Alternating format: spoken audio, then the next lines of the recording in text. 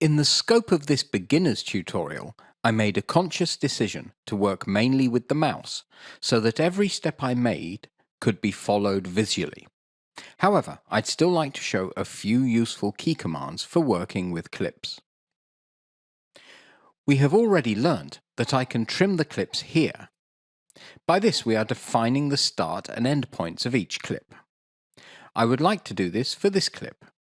In the beginning, we have this vehicle in shot, and at the end we have yet another vehicle. And if I don't want this vehicle to appear in my clip, then I need to trim the start and end points of the clip. By using the method we know of using the mouse, I would do it so. I trim here to the new position, perhaps a little imprecise as it is easy to slip with the mouse. But there is a small trick I'd like to show. I will find the position with the cursor, and eventually I can also use the left and right arrow keys to go frame by frame to the point I need. And now the clip end locks to the cursor position when I slide the clip end over it. Quite a useful trick for locating the clip end, and of course this method also works for the clip start point. It is important to note that ripple mode is activated, so as to avoid any following clips being left behind and hence leaving gaps. There is also a quicker method. If I have decided that I only wish to keep a clip up to a certain position, for example up to here, then I can select the clip, and by using the M key on my keyboard, I can trim the clip end to the current cursor position.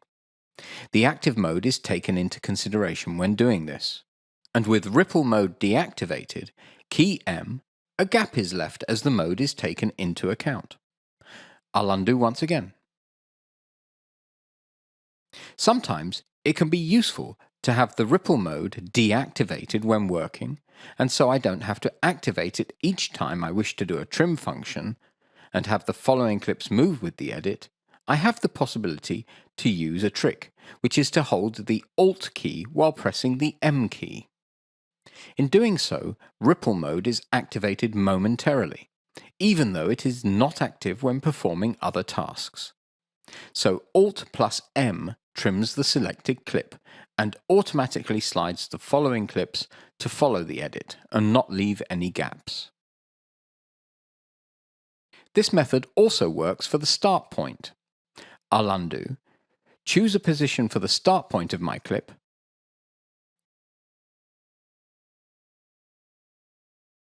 it's maybe a bit too much, but this is okay for the demonstration. I'd like to start the clip from this position, and to do this I don't use the M key, but I use the N key. So I'll press the N key, and depending on the active mode, the clip start point will be trimmed to the current cursor position. Once again, if I do this with the Alt key pressed, then the action will be performed in ripple mode. So just some tips for trimming for advanced users. It's certainly very useful to know these functions.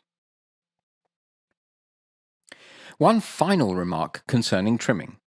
I can trim a clip start or end point down to the accuracy of a frame by using the full stop and comma keys on my keyboard. In this case, the clip start is selected, and I can use the full stop button to move the clip start point forwards. And you can see that I can trim the clip frame by frame with the full stop to move it right, and the comma to move it to the left. Also here it is important to note the ripple mode. As ripple mode was not active, a gap appears here. I'll undo, and if I now trim, the clips automatically follow. So, full stop and comma are useful for trimming clips frame by frame, or also to move a clip. If I don't select a clip start or end point, but select the entire clip itself, I'll turn ripple mode off. I can move the entire clip. If I use the Shift button at the same time, I can move the clip in larger steps. So that's another tip for you related to the keyboard functions. Now I would like to close the gap that is left. If I choose to do this via undo, there can be a large number of steps to undo before I arrive at the correct position. It is easier in such cases to either choose the undo step that is required to close the gap from the list here, or what I can also do is something we have seen before, which is to right mouse click in the gap and to use the delete gap function. In doing so, the gap is closed.